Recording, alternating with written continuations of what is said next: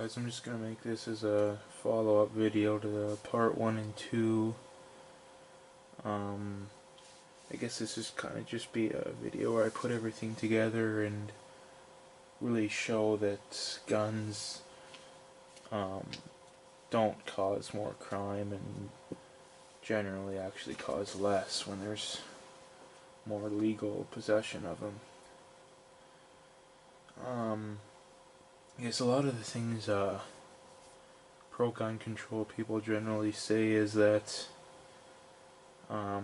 their gun control is what has made the UK and Canada and places like that so much safer. What I generally say, and was actually the fact, is that it really hasn't made it much. Only UK is actually roughly the same murder rate, and Canada is very slightly safer, but usually if you look at it, countries generally spiked in crime just before, like in the early to mid 90s. That's right when Canada and the UK implemented their gun control.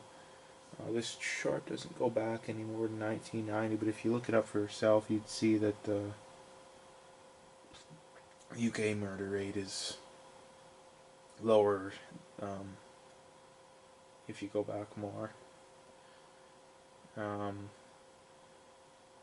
The other thing that usually happens in Canada, how crime was already trending down even before the gun control was implemented. I guess in much of the developed world it was too. If you look at the US chart, it trended down right at the same time too, so that's kind of proof of that.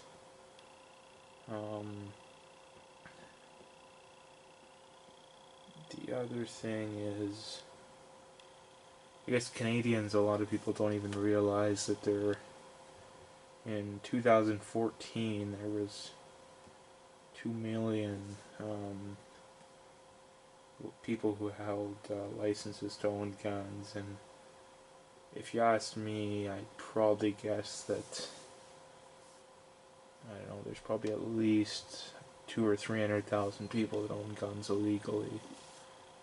So as of now, there's probably at least 2.5 to 3 million people who own guns in Canada, which is quite a few when you think about it.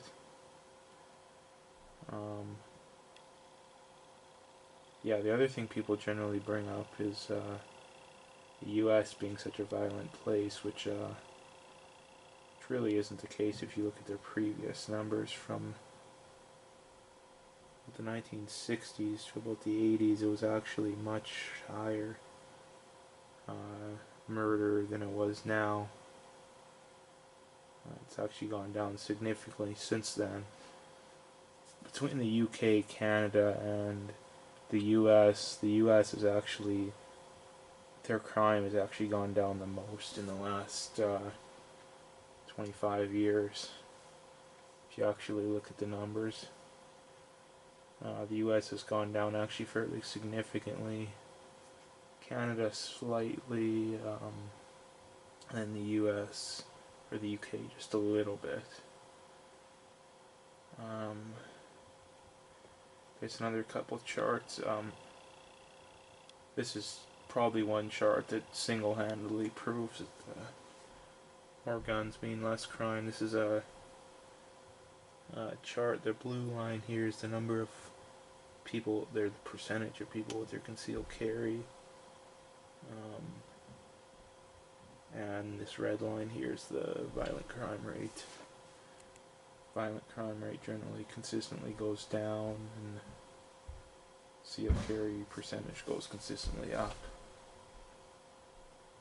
Here's another. This is just number of handguns, and the blue line here is property crime, and as you can see, just like other things, it starts to go down right in the early to mid 90s. It's just the website here.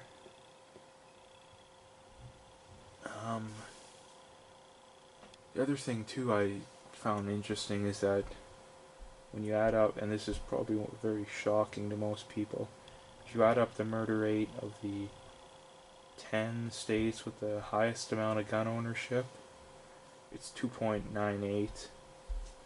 When you add up the ones with the lowest 10, it's 4.2.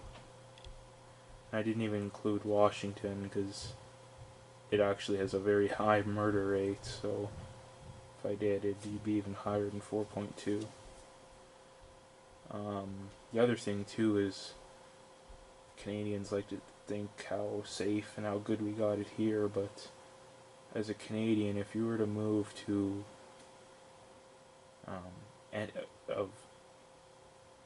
there's actually 4 the top 10 states with the highest amount of gun ownership, one of them very close. So if you were to move to one of the US states with the highest amount of gun ownership, out of the top 10, 5 of them would have the same or less murder than the Canada average murder rate. The only one of the lowest amount of gun owners is Hawaii. All the 9 with the lowest amount of gun ownership, 9 out of 10 of them would have a higher murder rate than Canada. And I'd also like to add that every one of them had lower, as a percentage, amount of gun ownership as Canada. So it's not like these states still have more gun owners than Canada. Yeah, that's about it. That's more than enough evidence to prove that gun control doesn't work. Thanks.